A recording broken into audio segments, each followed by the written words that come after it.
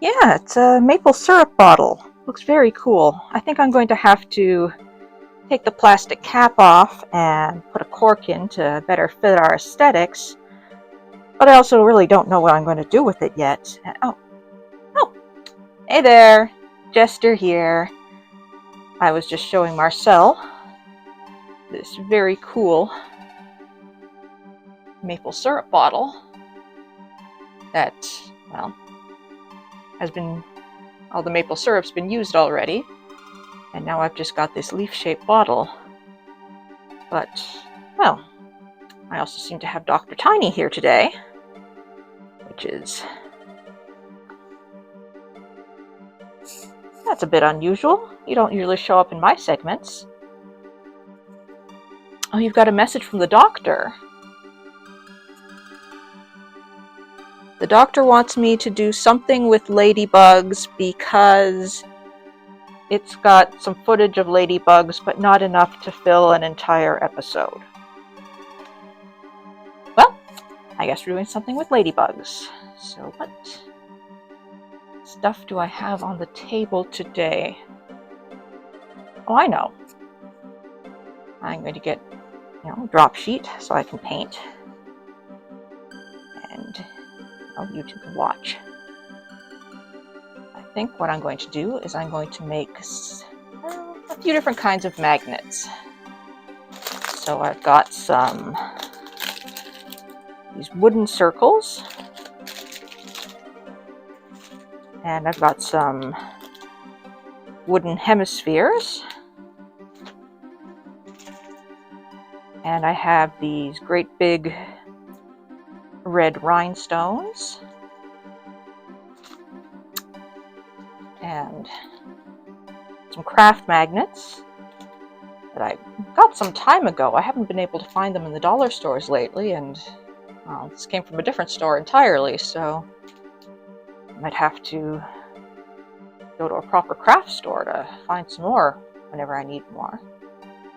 Okay, and I've got various paints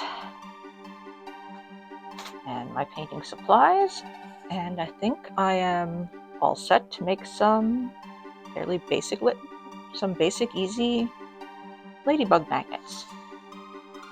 Okay, I'm going to need now some water for cleaning. Got some paint brushes. Okay, so I think I'm going to start with the little hemisphere because that's already the size.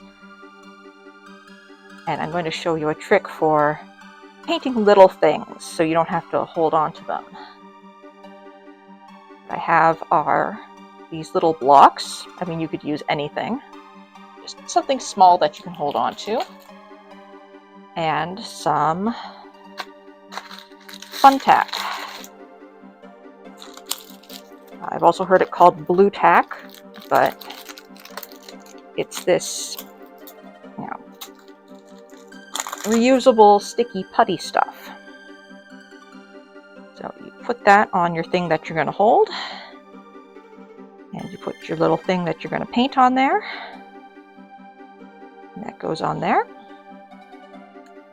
And then I want to do, maybe make a little body like this. So that's going to be the head, and that's going to be the body. And I'm going to paint that first and then glue it together. So I'm going to make a little half moon there so I know where to paint it. And again, I'm going to, let's leave this over here, use my fun tack.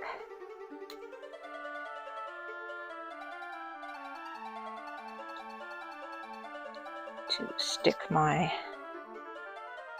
pieces on.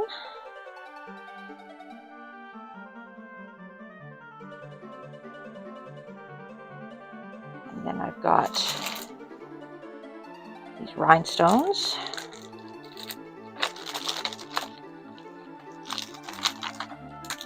Take one out. And these already come with some sticky stuff on them, so I could probably just stick it on there, but I'm going to use my fun tack anyway, just in case. You never really can tell with these cheap rhinestones.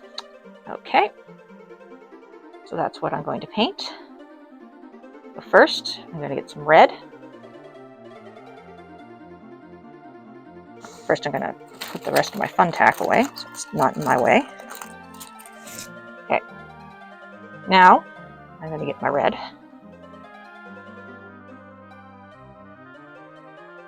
My lid's going to stick. Come on, there we go. A bit of red.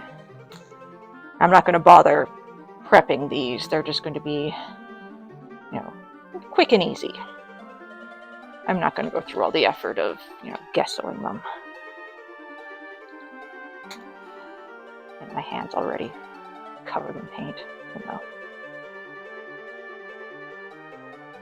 Which reminds me, I forgot to take my cuffs off. I already got paint on my hands. I don't want it on my cuffs. Take that off carefully. Roll up the sleeves. There we go. And what brushes do I have? Okay, I'm going to use this big brush to put the red on.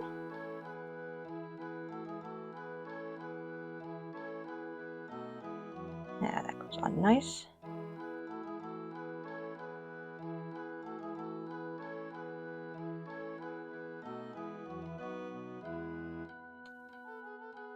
And then on this big one.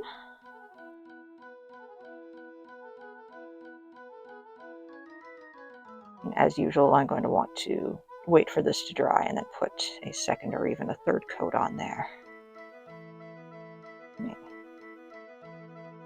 Quick and easy for me is still fairly involved.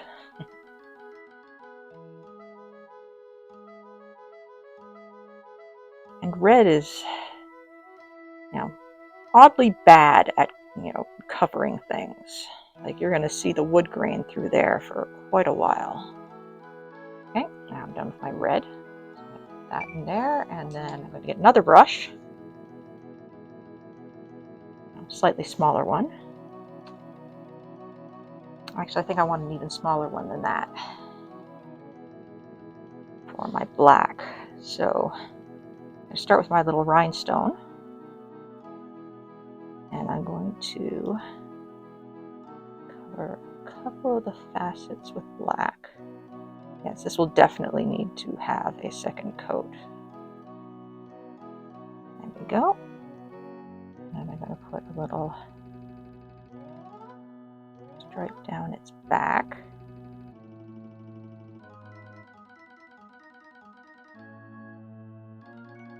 And then I'm going to give them some spots.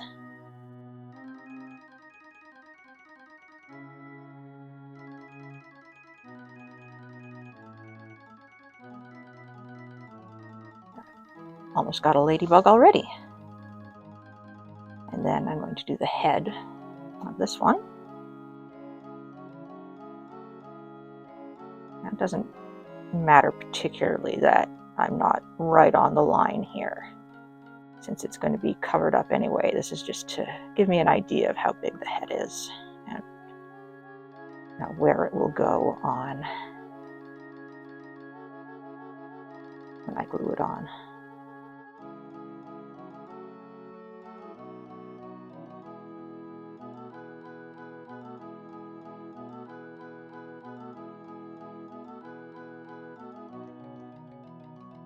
There we go. That is stage one of this complete. I will finish up the painting and, well, wait for this to dry, finish up the painting, and then come back later to show you the next step.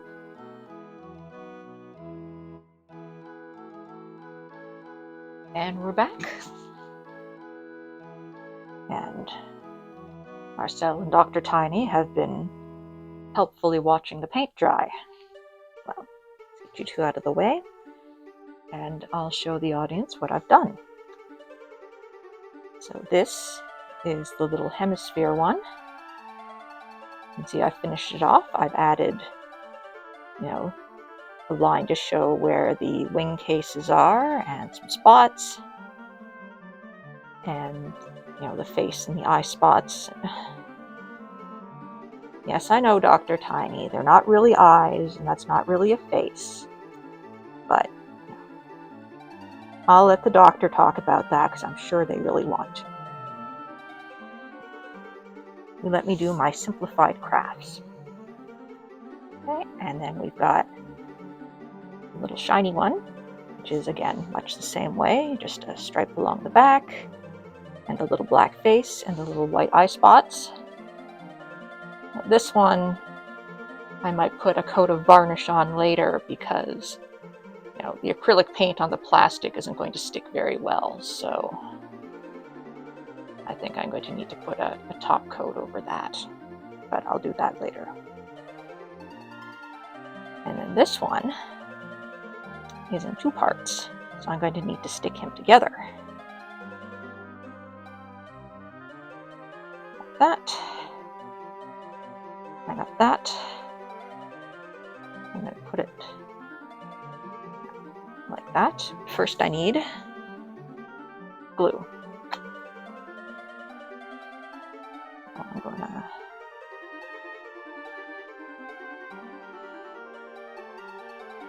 glue to come out. Come on.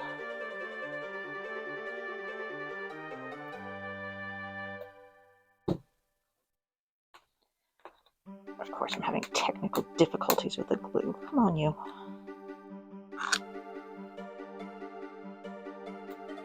Yeah, sometimes it'll just dry on there and you'll get a little blue cap. Just doesn't want to come. All right. Get something pointy in there and scoop you out. There we go. All right, now I can put on my glue. Whoop, and way more of it than I really need. Let's just set everything aside for the moment. And I had a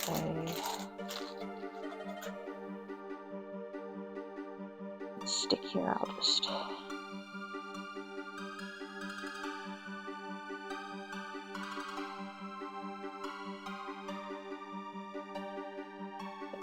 so much glue. I'll put it on like that.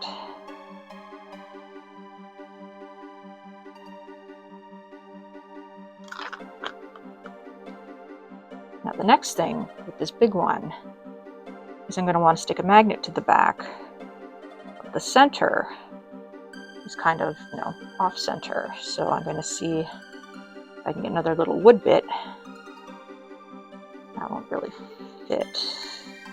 I've got a little square around here somewhere. Yes.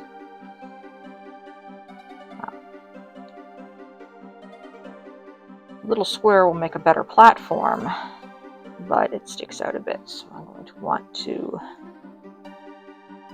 cut that off. And since this is a fairly small thing, I can just, it's a fairly thin piece of wood, I will just cut down here along the grain, score it so that it knows where it should snap. And then I should be able to just snap this. There we go. And I'm going to take that leftover glue and put it on there. And there we go. It doesn't matter really how this looks because it's going to be on the bottom. Okay, so that's going to dry. Now, where's my little magnets? Here's my little magnets. Now I'm going to want 3 of them.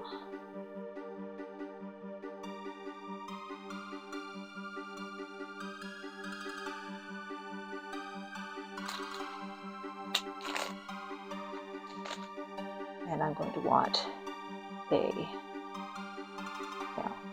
more of a super glue for this, because I want these to stick on real good. So problem with magnets is you always need to get them strong enough to not only hold up your little thing, but your little decoration, but other things besides. Otherwise, they're just decorative. There's not really a front and back on this. I'll just about the perfect size. There we go. And now I have a little magnet. And I will now do the same thing for... Oh, that's right. He had the sticky bottom, so might be a bit of a fight to get the fun tack off. There's still some fun tack on there, but it's going to be the back, so I'm not too worried. Squish some nice thick glue on there.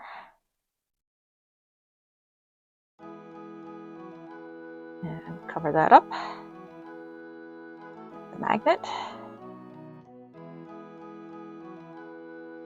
Now this sort of glue just takes 24 hours to set up properly, so I'm not going to demonstrate my little magnets yet. And this third one, both glues can dry at the same time, that's alright. Wipe off the end there. I want that to dry out, and I'll put my last magnet on there. There we go.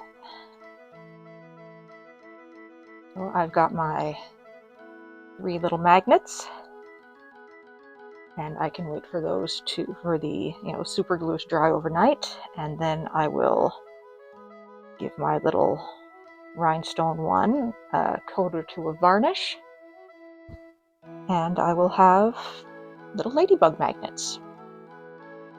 Now the doctor can do whatever they were planning.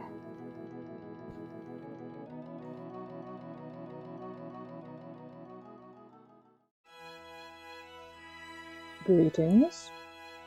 I am the doctor, and this is Dr. Tiny. And we are going to impart some basic facts to you about ladybugs. I am not an expert at ladybugs, but I expect that this is an Asian lady beetle, which is an invasive species here. However, it let me film it, so you are going to look at it. I managed to zoom in close enough to show certain details, such as the white spots that commonly serve as eyes in depictions of ladybugs that aren't eyes at all, just eye spots. And those eye spots are on the thorax. The head is this much smaller bump down here. Ladybugs, generally considered to be one of the cute insects, are predators. Many species eat agricultural pests such as aphids. As well, their bright, cute coloring is aposematic, warning predators that they are toxic to eat. If a ladybug feels threatened, it will release a foul-smelling yellow liquid from its knee joints. I did not encourage this display, since even a small drop is a big fluid loss for a tiny beetle. Ladybugs aren't true bugs, they are beetles, which is why entomologists call them lady beetles instead. But at least they are easily mistaken for bugs. In the United Kingdom, species is referred to as ladybirds, and they look nothing at all like birds. Or like ladies, really. In fact, the lady part of their name refers to the Virgin Mary, the Lady of Christianity. The most common European ladybug has 7 spots, and whoever named the ladybug decided that these spots represented Mary's 7 joys and 7 sorrows. While a bit of a stretch, it doesn't excuse the bird part. Really, I just wanted to show off this ladybug footage that I took.